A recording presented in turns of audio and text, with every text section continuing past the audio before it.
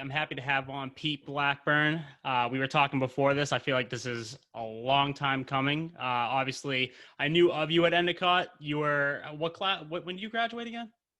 2013. 2013. All right. So I was 2015. So you were a couple years, you were a communications major. So I heard your name every single time I talked to a professor about sports media. They pointed me in your direction for a lot of things. I ended up interviewing you for the newspaper too. I don't know if you remember that. And that's kind of how we built that connection. Yep. So I wanted to start there because I feel like that's an important thing, like starting with Endicott, Go Goals, all that good stuff. Uh, how did that help you? Like, what did you learn from Endicott that actually prepared you today? Because I feel like when I look back on my own experience, it's like, all right, well, I kind of taught myself everything, and there were like maybe one or two classes that actually helped me. I wonder if you have that same experience. Yeah, for sure. I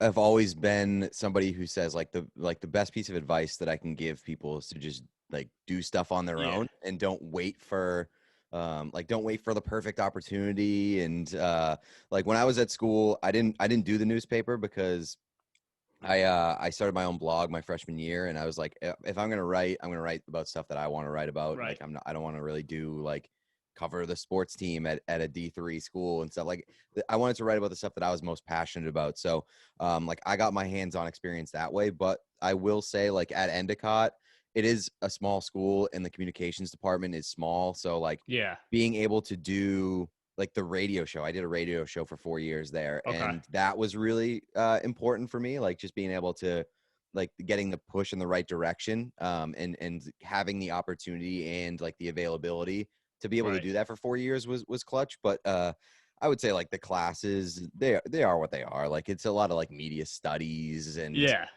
I wouldn't say that I learned a ton of like applicable skills. Most of that stuff came from my own sort of just like trial and error.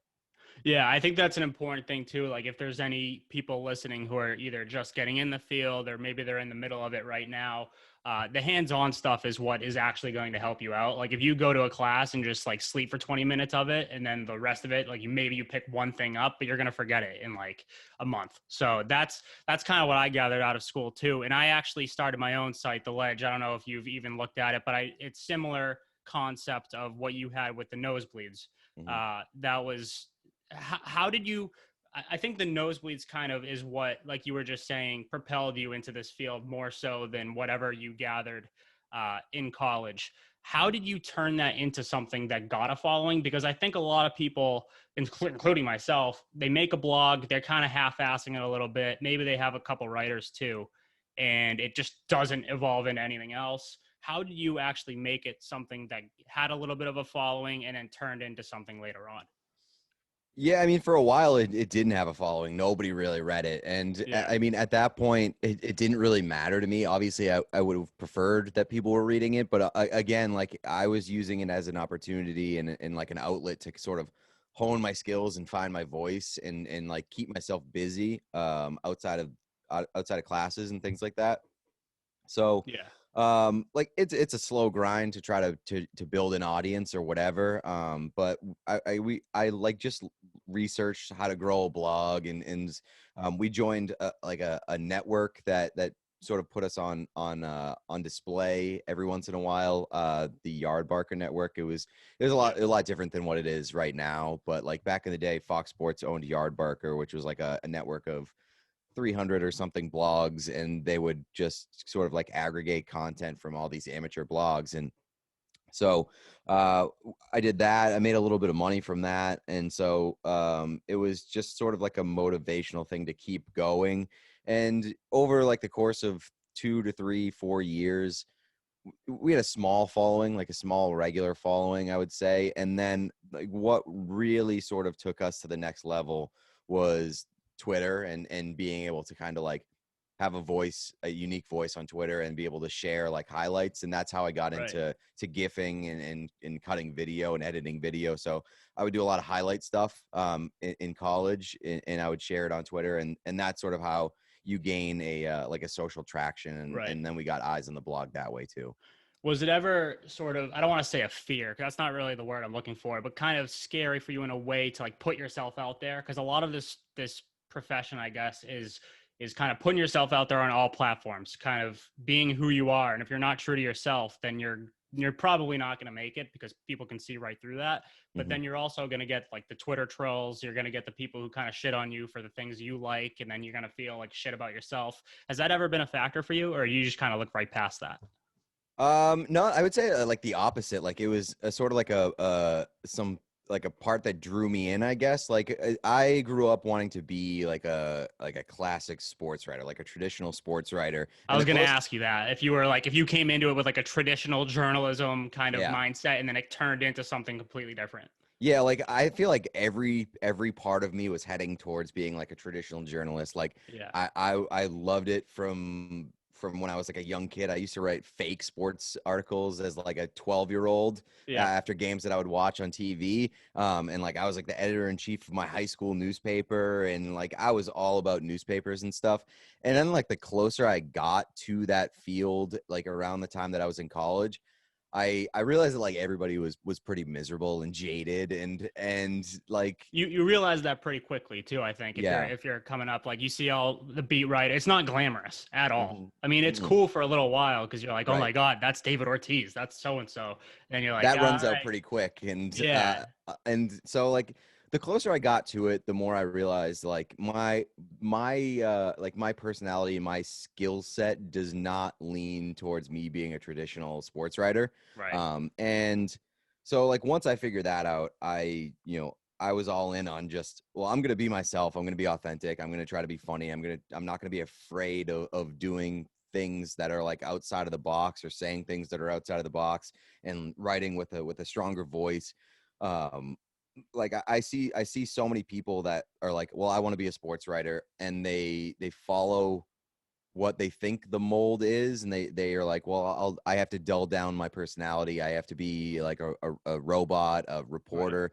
And even just like the way that the industry is trending right now, even if you are not like a crass person or like a obnoxious person like me, you don't have to hide your personality, because the industry standard is no longer just like a to B sports writer. You can be a lot of different things, and a lot of these media outlets want you to be different things and have personality, because social media, I think, now is sort of like what drives what people read. For So sure. if you're funny and interesting on social media, or you're different on social media, you're going to have more eyes on you. So that I learned that, and for the most part, I would say that it's worked out. Has it ever worked the opposite way, where it's like you're too much, like you're expressing yourself a little too much? We needed to kind of water it down a little bit because this isn't our brand and all that kind of bullshit. You can swear, Yeah. by the way. I don't care. Okay, cool. Yeah, no, yeah, for sure. Like there have been places that I've worked where, my bosses, it's interesting because like so I'll just say it, like when I was at Fox Sports, I got hired via DM on Twitter. Like Right. they were like, we want you to come work here. And Was so that I was right like, after Next Impulse, the that startup was that you work for? Or no, I that was Uprocks. I went from got it. Next Oh, Impulse to that's right. Uprocks, and then I Got it. went from Uprocks to Fox. So Got it. like while I was writing for Uprocks, I was writing with my voice. I was doing weird Twitter stuff, and I got hired by Fox Sports from there. And so like when I joined Fox Sports, I was like I assumed that they knew what they were getting, and with my Twitter personality. But I would also admit that like I was a dumb kid, and like you can't say stuff about like Fox personalities when you work at Fox. So I guess that I makes sense. Yeah. yeah, I had to like learn the ropes there a little bit, but I did get in trouble at Fox for like my Twitter more than anywhere else. Like I've been at CBS for about probably like around 3 years at this point, and I've very, very few times has anybody ever said anything about my Twitter. And I feel like over the past few years, there have been a few times where I could have been yelled at. And so, I think that like for me, it's important to have that freedom. And I think working in a place where I didn't necessarily have that, or they tried to, you know, say tone it down a little bit, that's something that I can move forward and say like, well, this is something that I need. Yeah. Absolutely. What's an example of something that kind of got you in some hot water?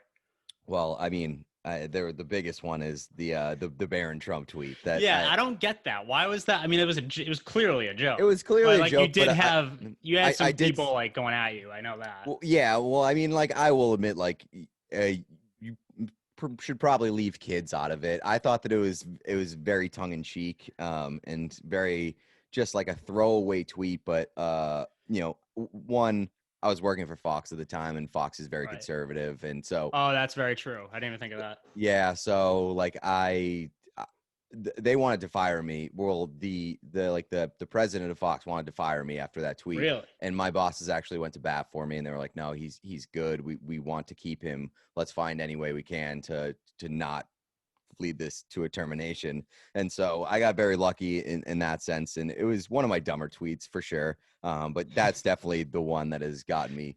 Like I've never actually gotten like in trouble outside of that tweet. That I got a Right. suspension from that one. Fair enough, I guess, when you look at it that way, like involving kids and stuff, and it's Hmm. almost like a lesser version of what happened with Portnoy and like that whole ordeal. Much lesser version, but like Yeah, it's yeah. It's similar just like situation. for the most part, like the way that I looked at it when I tweeted it was like basically like that family is like a cartoon to me. Like they're not even like Yeah, real totally. people. So like I was like, oh well, we all talk shit about Joffrey Baratheon and like King Joffrey. So I was like, why not? I'll just go for it. And it was a stupid tweet for sure. I've learned So my you, lesson there. Leave kids yeah, out well, of that's it. good. You mentioned Fox, obviously, so that leads me to the whole like pivoting to video shit that went on, and that did not work out for them at all, predictably. Um, that whole chapter of your life where that was going down, was there ever a time where it crossed your mind like this sports shit's not working? I got to pivot. I just said pivot ironically, but like I got to do something else. Like, or was that just like, all right, on to the next one? Because it is hard to find a job in this field. I don't think people realize how difficult it really is. No, yeah, it really is. And like even for me, like I wasn't the biggest thing going at the time. And obviously like when Fox laid off everybody, they laid off pretty much everybody. So there were a lot of people put out into the field of free agency. I Yeah, had a hard time finding a job after that. Like it took a while. Like most of the offers that I had come in were either part-time or freelance. And I was saying like, if I didn't get a full-time job, I wasn't going to fall into the trap of doing right. part-time or freelance. So, yeah, I mean, like, it was difficult. I don't know if there was a point where I was like, screw sports, I'm out of here. But Yeah, always said that like if I have something that I'm passionate about and it's not in sports, like I'm not tied to sports. I worked at Uprocks, and when I was at Uprocks, I was sort of split between sports and uh, pop culture, yeah, and I would for sure like be interested in doing like honestly any job where it's I'm interested in I enjoy it on a day-to-day basis. It doesn't matter what it is. Like even like my podcast with DJ Bean is very much not about sports. right. We talk about sports every once in a while, but like it is not sports. And so like if I can do something that I'm passionate about, that's all I care about, where I don't have to wake up every morning and dread going to work. That's all I care about. We're in the same boat there, and I think that probably sums up most people, at least what they hope to be doing. I mean, no one wants to work in a job that fucking sucks. Yeah. I think that's fair to say. But obviously, like you just said, you work in sports, but you've established a brand outside of it as well. Like maybe it's through brunch, your podcast with DJ. But are there any other way? Like, how have you managed to establish that brand? I guess it's Twitter too. Like, is there what goes into establishing a brand so you're not just classified as the sports guy? I guess like Twitter's really important for that because there is like the very loud people on Twitter that say like stick to sports. You're a sports writer, and like I've always looked at it like, well, Twitter is a reflection of self, and like that's how I use it. That's why a lot of my tweets are crass and like very random and stupid. It's because I'm crass and very random and stupid. Like Yeah, that's a reflection of who I am. And I look at Twitter as a reflection of self, not a reflection of like professional self or work. right. Um, So obviously, like a ton of it is sports because I'm passionate about sports, but like the things that I am passionate about will be reflected through my Twitter as well. And so like I I never subscribe to the stick to sports thing because I have interests outside of sports. And so, Right. honestly, it's just sort of whatever I'm passionate about will shine through in what I'm doing because it's just the way that I'm programmed to be forthright about that kind of stuff and sort of present myself as like an authentic person. And so like I don't necessarily look at it as being like, well, I have to establish a brand where I'm not just talking about sports and Right. opening up opportunities outside of sports. It's more of just, well, I'm going to talk about whatever I want to and Yeah. whatever I like would like to discuss at the moment. That's a good point because I think a lot of people approach social media like I got to post whatever gets the most likes, the most retweets, all that stuff. Right. Yeah. I've from following you, from following DJ, that's definitely not the case. Like you Yeah. guys will just whip out the phone and say something and then it'll like you're not it's clear you're not trying to get that clout or anything Yeah, like and that. and like people do that and people do it really well and it works Yeah. out for them, but for me there's nothing more of a turnoff than like when I can tell that somebody is doing something with just the purpose of clout or just the purpose of like interactions. And me and Right. DJ have talked about it quite a bit recently where it's like Twitter is basically becoming just prompt Twitter where Yeah. it's like somebody will just tweet out a question and being like, well, Oh, that's I the hope worst. I hope 1,000 people quote tweet this with their answers and stuff. It's just not, it's not like, for me, it's not what Twitter is meant for.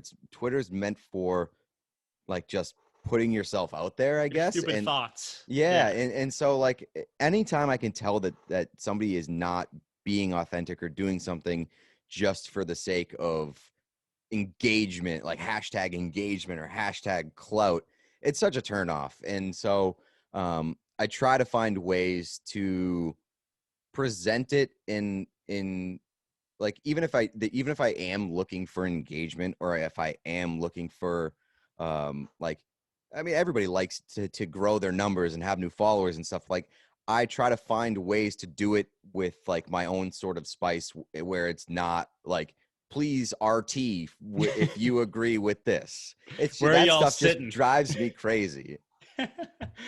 Yeah, no, I agree. For the most part, people can see right through it too, which is why it's Right. probably not the greatest idea, unless you do have something you know is going to get it, and people are going to laugh, and it actually helps. Like people want to see in their timeline, which is very few and far between these days, probably.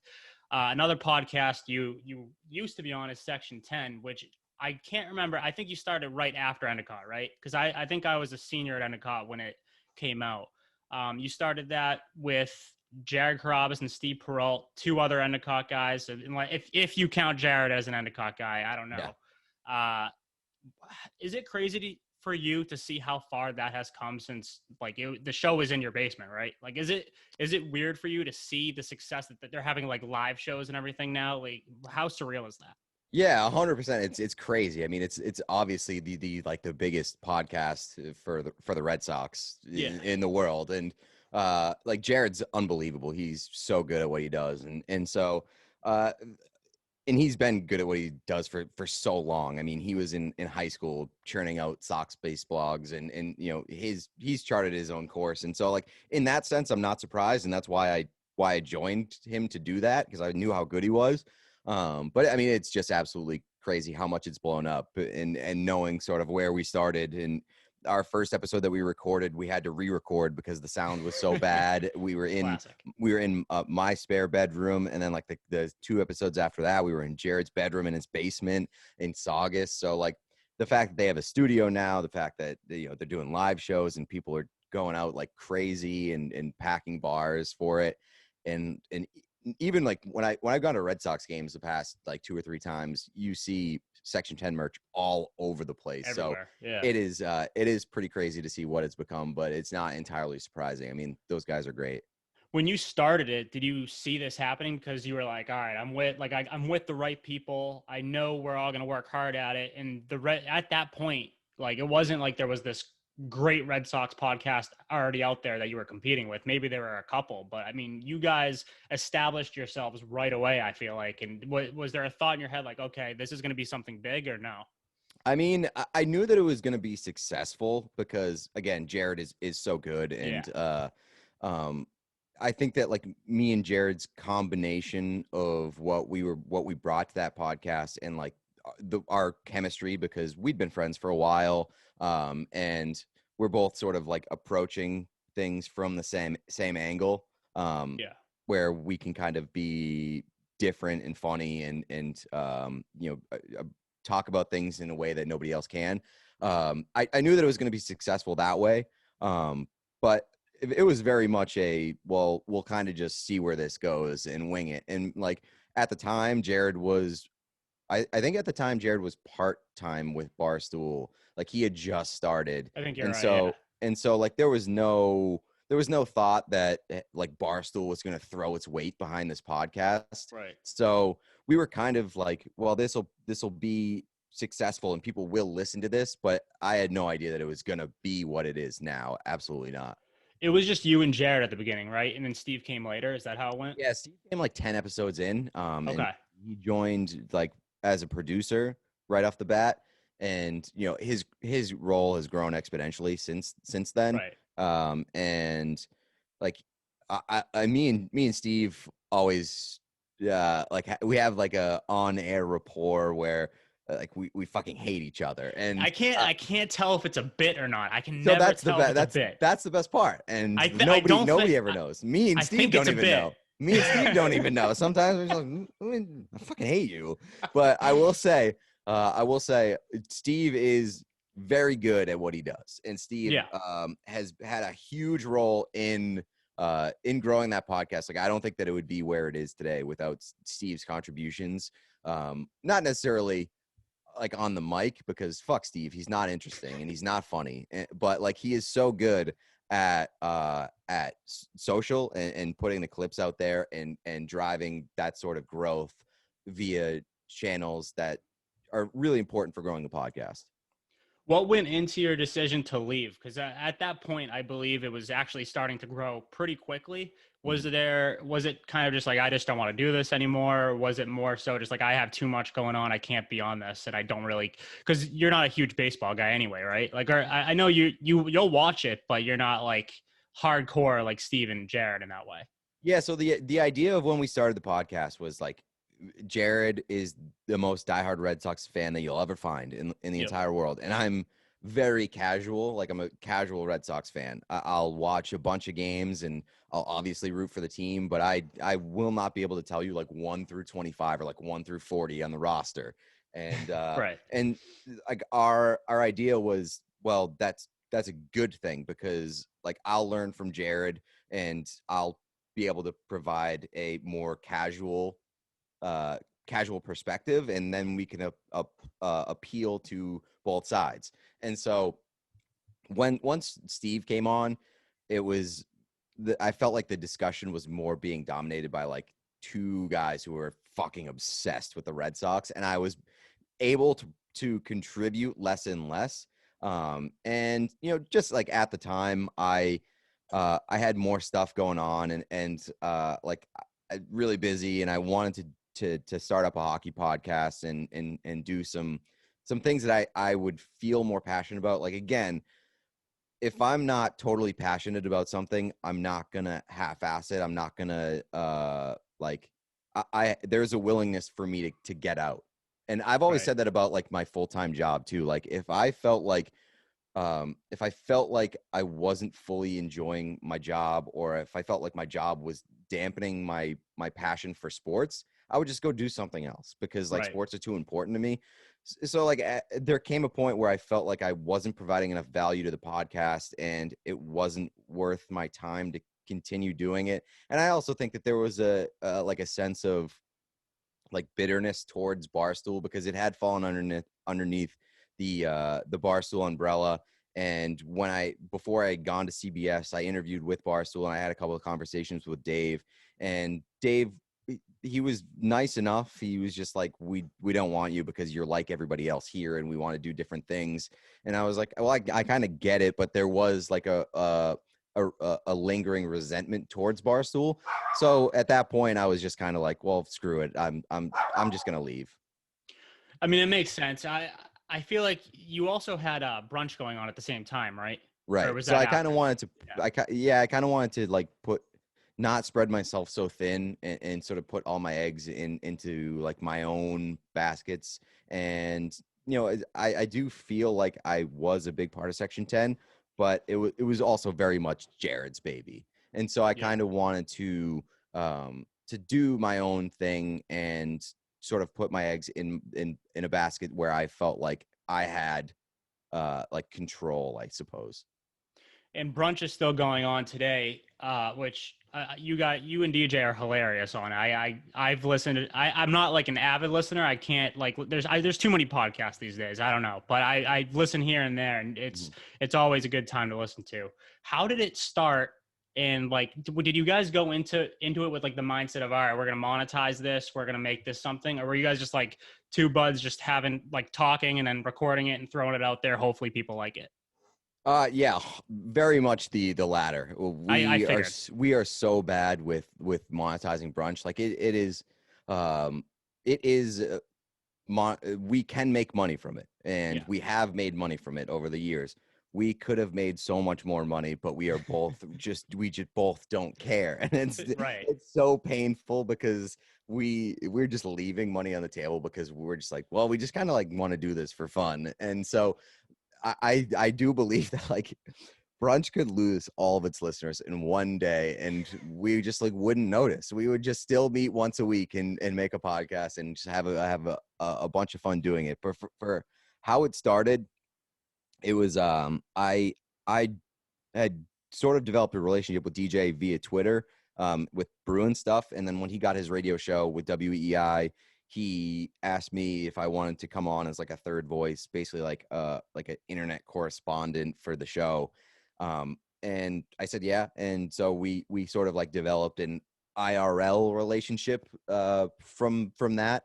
And kind of took off. And we would text, and we'd start finding out that like we had a lot of similar interests and similar humor style via our text chain. And then like we would text a ton, and then at some point it was just like, well, why don't we stop having these conversations via text, and why don't we just turn this into a podcast? And that's basically what the podcast is. Like it's such a difficult podcast to explain because it is so all over the place, but it's essentially just like me and DJ's texts about what we're watching, what we're interested in, what stupid jokes we're making, and it's just in podcast form.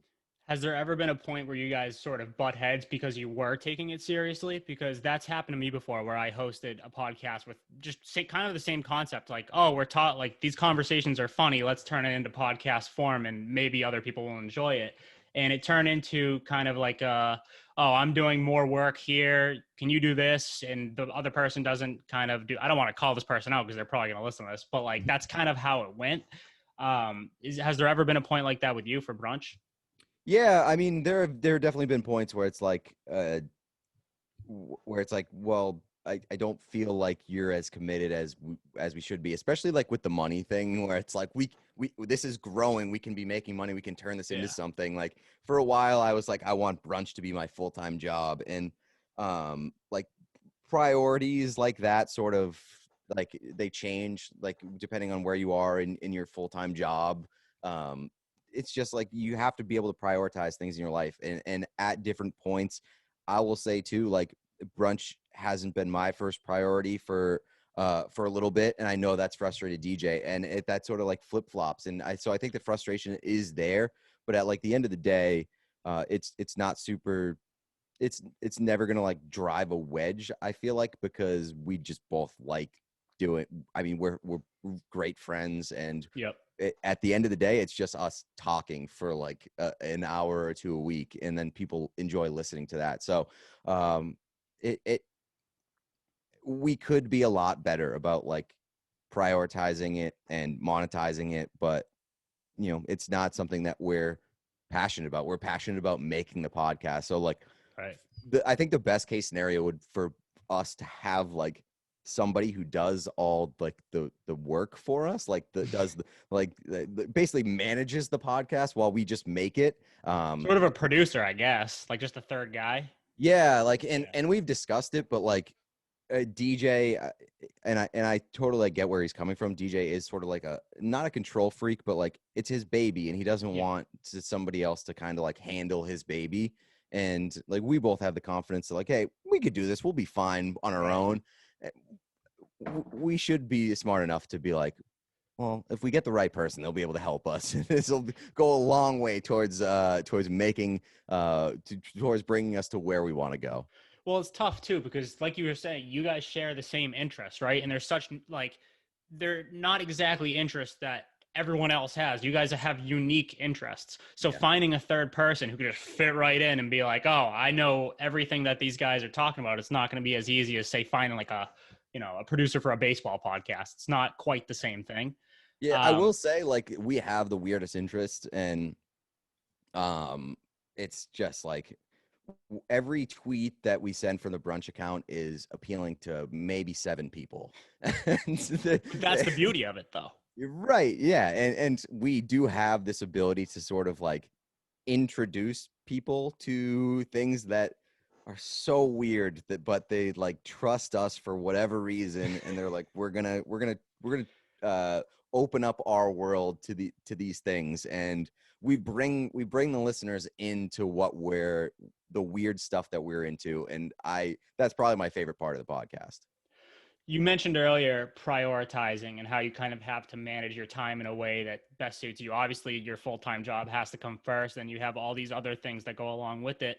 But you work full-time, you write, you podcast, make videos, you stream, which we can get to in a sec. You do all this stuff, and you do it at a pretty high level. I guess my question is just how the hell do you do it? But like, how has it affected your personal life? Like, what is your work-life balance like? It's so like I don't.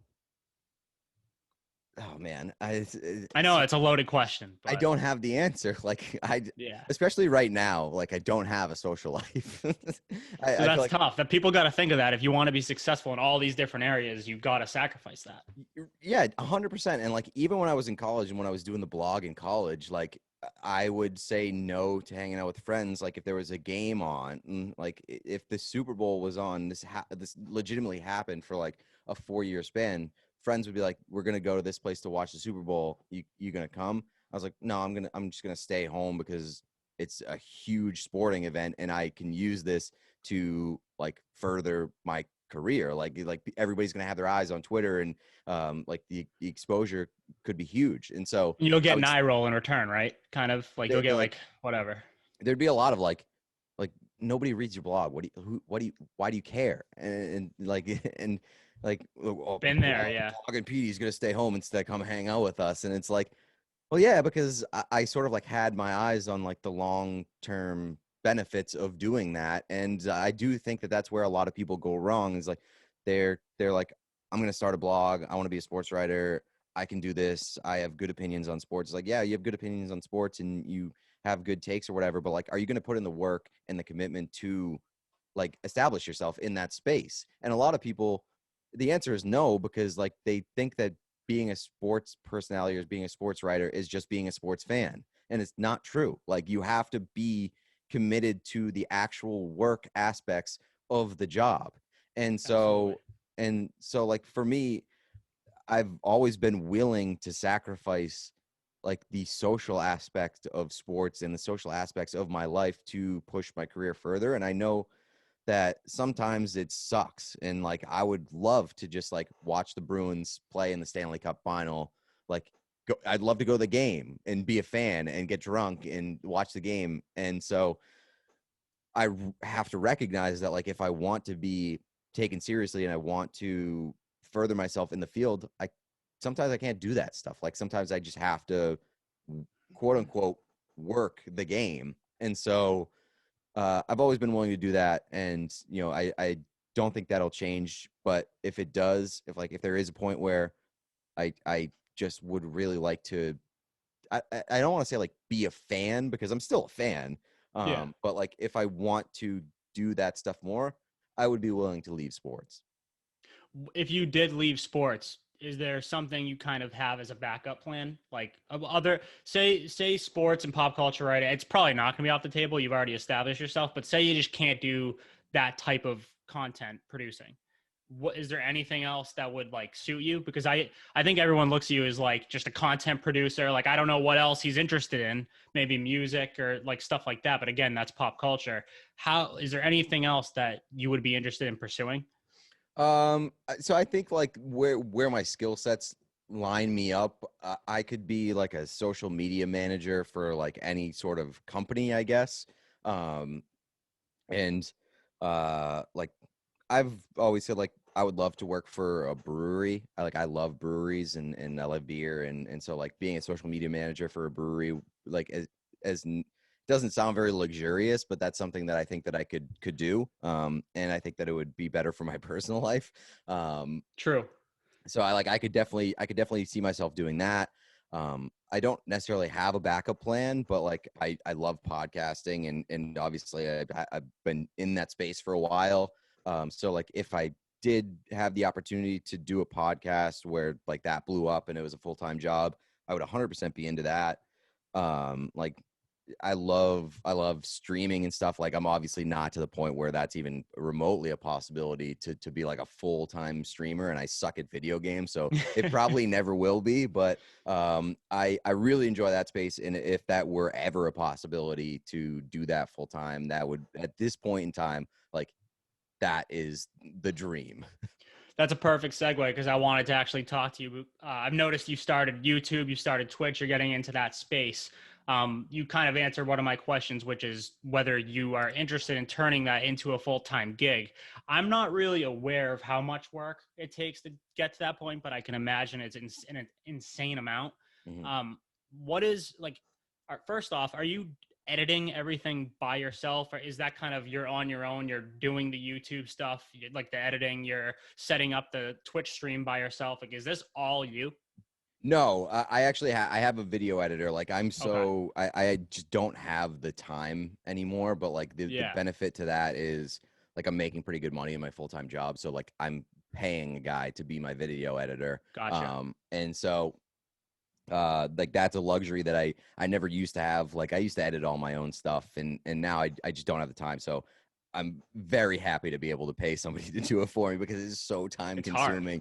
Yeah, and it's very hard, and it's time consuming, especially for like the Twitch stuff, because when I stream, I'm usually streaming for like 4 hours at a time. And so like to go through a few different streams and pull out clips, and it's definitely a time commitment that I can't make right now. So I'm happy to have the guy that does it for me. What Um, what got you into the space in the first place? Was this something you've always kind of had weighing on your mind, or was it just like a product of being home all the time? Like quarantine was happening at the time, and you that's when you kind of started, right? Or at least that's when it kind of became a Yeah, thing. so I've been streaming for like over a year. Like last Gotcha. year, I think I created a Twitch account, and like very sporadically, maybe once a month, once every couple of months, I would just like jump on stream for 5 to 10 people, and like it was never really I would say it wasn't a hobby or an interest of mine. It was just something that like I occasionally did, Right. and to dip my toes into the space. Once quarantine started, was like, I'm gonna be stuck in the house. I just got this gaming PC. I have the ability to do this now, from like a technical standpoint. So I'm gonna try it. And so I sort of committed to doing that regularly. And so I've been, I would say probably at this point, like 9 months of doing it pretty regularly.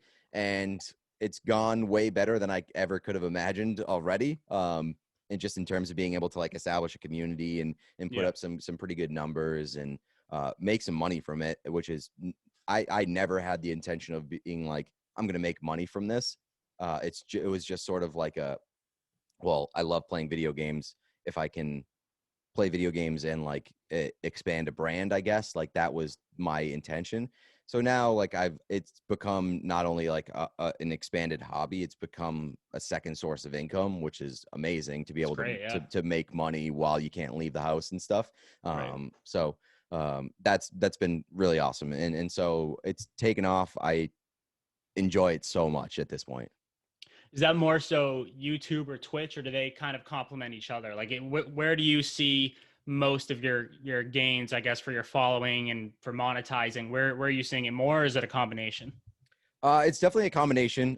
Twitch 100% like pushed me in the direction of YouTube because Right. it's hard. I'll tell you, like it is extremely hard to grow a following on Twitch because it just in general the way that Twitch is set up is you gotta like make your own footprint, and it is hard to go viral, I guess, gaming.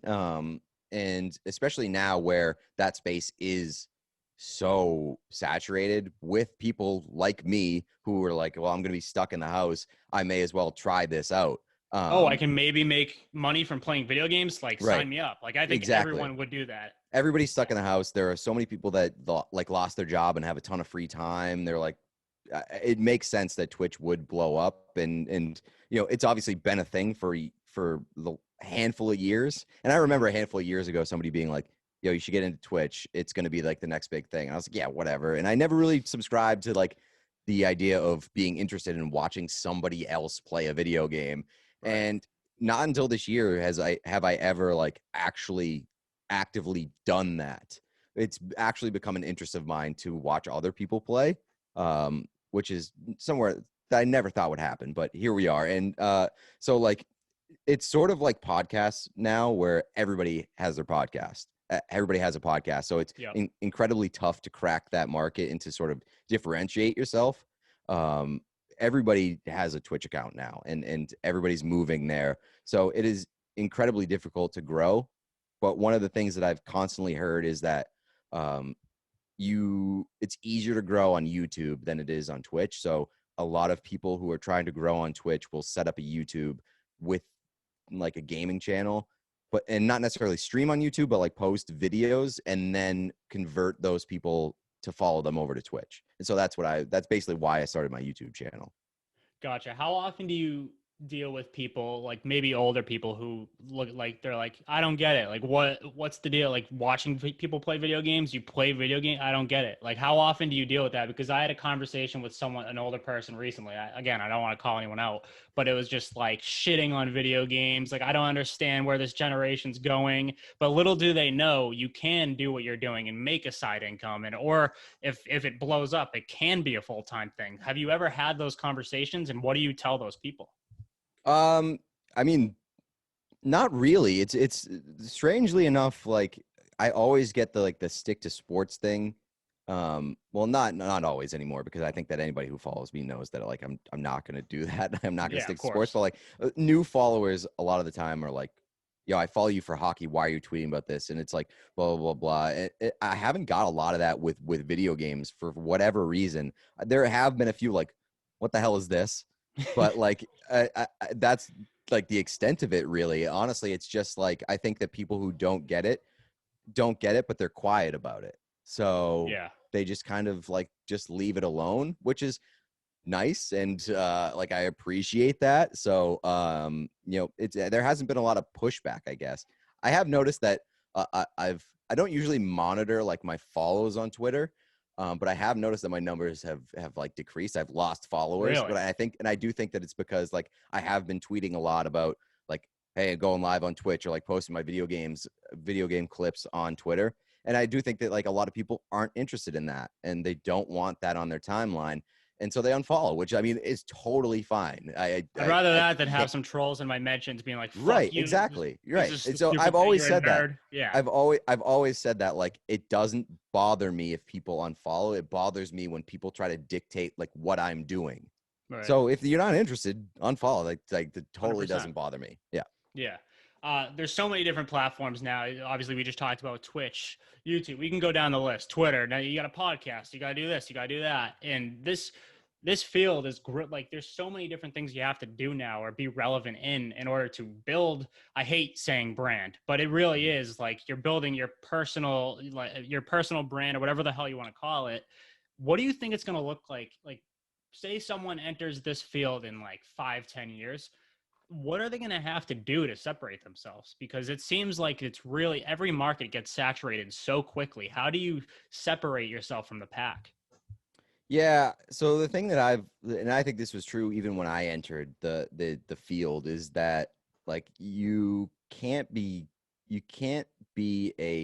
uh like somebody who's good at one thing. Like you can be the Was the best. first thing I learned when I Yeah. when I when I had my internships at undergrad. I was like, you have to be versatile, which Mhm. at that point meant like write and maybe podcasts and like a couple videos. Now it's just so many things. You have to be able to, I mean, you don't have to, but like you will help yourself if you are able to like write, edit video, edit audio, like know socials, and be able to do a million different things. It honestly, like, you can be the best writer in the world.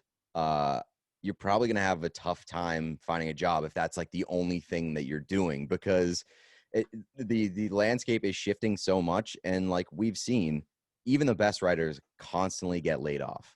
Right. And like the industry is not exploding, I guess. And I think people are reading less and less, and that's like the best writers are struggling. So you have to be able to be able to do other things and provide value in other places. And uh especially with a lot of the industry places losing money, they're trying to consolidate their workforce. And so if there's somebody who's a better writer but they can only do one thing, they might hire somebody else who's a little worse, but they can do other things, so they can hire less people. So Gotcha. being versatile is really going to help your case. But if you're versatile and like you were just saying how everybody has a podcast and it's just such a saturated market in podcasting, writing, there's a million better no matter how good of a writer you think you are, there's probably a million better writers out there. Mhm. You could say the same thing for pretty much any platform. How like I guess you can be versatile, but is there a way someone can kind of separate themselves from the pack, or are they kind of just like, if you're good, you're good. If you're not, you're not, and you're not going to make it. Like, do people need to come to that realization? I think self-awareness is huge. Yeah. Like you have to know you can be versatile, but you have to uh, be versatile and be willing to try different things and recognize what you're good at, and Hmm. be able to try to grow with those things. Um, you know, I, I think that it's important to recognize like where, not necessarily like recognize where things are going, but like what's going to help you moving forward. And like I know that I'm not the best writer in terms of just like the English language. I'm not Yeah. like the most articulate writer, but like my personality. So like I lean on my personality. I lean on my ability to do other things, um and like be able to do social media, do like video editing and audio editing. So I think that it's important to be self-aware and to realize what you're good at and what you need to work on, and also like what's gonna help you the most moving forward. What do you enjoy doing the most? What actually comes easiest to you and is just most enjoyable for you personally out of all the different forms of content production? um I would say like podcasting is probably what I enjoy the most. Like I love writing, and I've always loved writing, but I just doing it on a daily basis for more than 10 years at this point, it does wear you out. And I would love to do it less, and like I never want to go away from it completely. But I would like to take a step back and get more into like podcasting and like TV stuff. I've been doing a lot more TV stuff over the past couple of years for CBS, which is really nice and really scary. Like it's the first time that I've haven't felt comfortable in like my workplace and like what I'm doing professionally. And I think that's a really good thing. Like if you Right. feel totally comfortable and um and like just kind of laid back. I don't think you're pushing yourself enough. But how do you grow? You know? Right, exactly. So uh, I definitely kind of sucked at the beginning when I was doing TV stuff, but over the past couple of years, think I've gotten much better. I still think that I need to get a lot better, and it's going to come with the reps. So I appreciate like CBS for having patience and still giving me the opportunity that they are. So you know, I would like to continue doing more of that stuff and taking a tiny step back from writing. We can leave off with a few quick questions. First off, are you going with PS5 or Xbox? What's the next move? I was undecided for a while, but I think I'm going to go PS5. I was a PlayStation 4 guy. Um, I don't know. Like the thing is, I think what made my decision for me was that I am on PC now, and like I'm mostly a PC gamer. So like any games, since like Xbox is Microsoft, any games that I can play on Xbox, I'm gonna be able to play on PC Got it. because it's Microsoft based, and I'm just gonna get the PS5 because of the exclusives. Like I am a huge like PS5 exclusive guy, and so I think that sort of made the decision for me. So what kind of games are you streaming now, and what do you hope to be streaming like soon? What like is there anything? I know you do NHL. I'm not sure what else to be honest. So like, is there any other games that you're interested in streaming or? So I do NHL. I do some Warzone, some Call of Duty. Gotcha.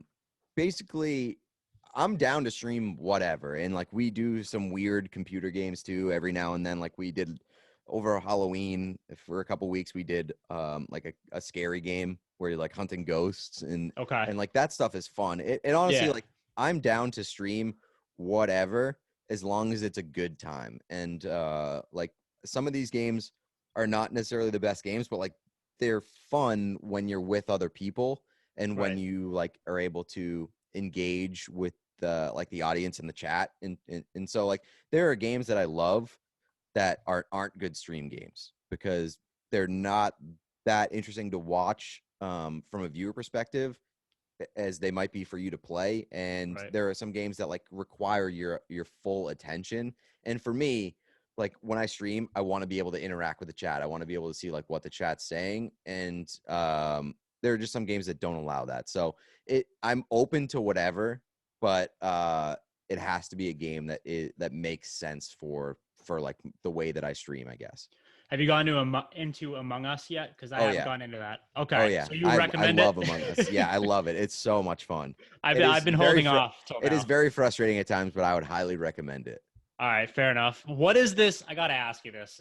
What is this Queen's Gambit bit? What is Oh going on? You really won't watch it? no, I'm not gonna watch it. So It it's is not a bit. no, it's a bit like it's definitely a bit like it didn't start off as a bit. I'll say that. Like I was Okay. just like, I'm not gonna watch this because I'm so sick of everybody like trying to tell me what I should watch. And I That's a guess fair point. I guess like the real trigger point for me was everybody being so obsessed with Tiger King at the beginning of quarantine. Like everybody was like, you have to watch Tiger King. Like, Overrated. how are you not watching Tiger King? And like, it was just the flavor of the month. Nobody has talked about Tiger King. And I would honestly say that like, I would guess that like most people at this point would be like, fuck Tiger King. Oh, They 100%. just got overexposed to it. And so like, Yeah. I'm really sick of the attitude that like we all have to subscribe to the flavor of the month on Netflix because Netflix has so much content right now, Right. and like the shelf life of it is so quick. And I wasn't interested in the Queen's Gambit when I watched the trailer, and everybody's telling me that you got to watch the Queen's Gambit. It's the best show ever. It's like, well, everybody has the best show ever every single month. So like, if I can just wait this one out, I'm not going to watch it because I'm not interested in it. And when the next thing comes, you can tell me that I have to watch that too. But if I'm interested in it, maybe I'll watch it. If I'm not going to watch it. So that was basically the way that this started. And I would say that like Queen's Gambit fans are the top 5 most annoying people I in the wouldn't world. And expect that. in That's like the crazy. New York There's like a niche like that. the Queen's Gambit people are so annoying, and they're like, you have to watch the show. Like you're an idiot if you're not watching the show. And DJ said that like for him, that was Breaking Bad fans because he was late on the Breaking Bad train. And I was one of the people that was like, how are you not watching Breaking Bad? You have to But watch Breaking Bad. that's a whole nother tier though. Like I've seen Queen's Gambit and it's a good show and I recommend it. Mhm. But at the same time, like Breaking Bad is known as Like one of the arguably best shows ever. the best show ever, undisputed. Like if you Yeah. look at any rankings, Breaking Bad is number one or number two, probably right around Sopranos or something like The that. Wire. Yeah. It's like The The Wire, Wire. Breaking Bad, and Sopranos are usually like the top three there. Yeah, so like to even hold Queen's Gambit, I like it, but like to even hold it in that conversation is absurd. Yeah, Um, and like for Breaking Bad, I was and knowing that DJ would love it, I was pushing it on him. But like, I'm not usually the kind of person that is like, you have to watch this show. What are you doing? Why aren't you watching this show? Like, I watch what I'm interested in, and if I'm not interested, I'm not going to watch it. And so like, I kind of get that for other people, where if they say like, yeah, I bet that it's pretty good, but I'm not going to watch it. I'm like, all right, whatever. I mean, like, I enjoy it. I think you might like it. Take that for what you will. The Queen's Gambit fans are crazy. They're like you're costing yourself, you're playing yourself, blah blah blah. And like, it happens every time that like I make a joke about not watching the Queen's Gambit. So like, it's sort of a situation where that fuels me to only go harder into of being like, course. I'm not watching the Queen's Gambit. So Yeah. now it's become that sort of bit. Do they kind of just come out of the woodwork, like random people find your tweet, or is it actually your followers who are yelling at you for not watching it, or Uh, both? I think it's both, because like, I think that like my followers will quote tweet it and be like, fucking idiot, or like, playing yourself, and like their followers will find it and they'll try to dunk on me and being like, well, Queen's Gambit is the best show ever, so what are you doing? And so like, it's a snowball effect, and it happens every single time I do one of those tweets. So I'm not going to stop doing it until people stop being annoying about it. I respect the hell out of that. So I know you're not in the business of telling people what to watch, but is there any show recommendations you will leave off with? Recommendations, not screaming at people to watch it. um it's interesting because like, what I've been doing recently is like a lot of catching up and a lot of miniseries, and both of those things are kind of difficult to recommend. Yeah, Like, for the past while, I've been watching A Teacher on Hulu. I've been watching The Undoing on I've been told to HBO. watch The Undoing at least by at least 10 different people. Yeah, like, it was good, and like, I would recommend it. I have recommended it to several people, but like, the finale sort of wasn't the best, I Mhm. guess. And I don't know. I wouldn't say that it was like spectacular. It was very enjoyable and very good. Yeah, But nothing spectacular. I wouldn't recommend A Teacher. I mean, like, I enjoy A Teacher, and I'm watching A Teacher, and I'm interested in The Teacher, and like, it's become a big part of the podcast because it is yeah. such an interesting show to talk about. But it is so uncomfortable. It is such a cringe show based off the subject matter. Like, I don't know if do you know anything about A Teacher? I've actually never heard about it, and now I'm It's a interested in checking it out. it's a But teacher who has sex with her student. Like, okay, she has an affair with like her high school student, and so okay, it is a very uncomfortable show that to is watch. uncomfortable, but Yeah. interesting So plot. yeah, and so like, there was a lot of like, I need to see what this show is about. Like, I need to see how this show Yeah. handles this subject matter.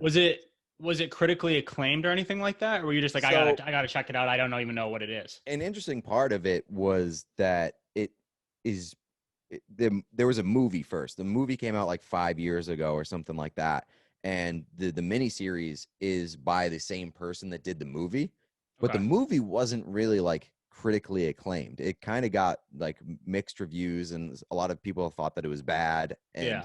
um, so it's interesting to me that like, people didn't like the movie, and then she got the same opportunity to expand on it and make a show about it. Um, but I also do think that like, there are situations where I think that a movie is better served to be have more time dedicated to it, and like, to be turned into a miniseries might actually help the person like execute the vision that they have.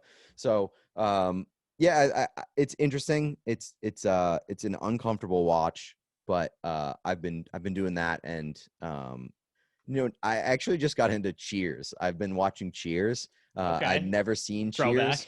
All I'd right. never seen Cheers, so I've been watching that, and I've been really, really enjoying it. But no strong recommendations on like the TV show front at the moment. Yeah, I feel like there hasn't been too much lately Although I in the will TV say show space.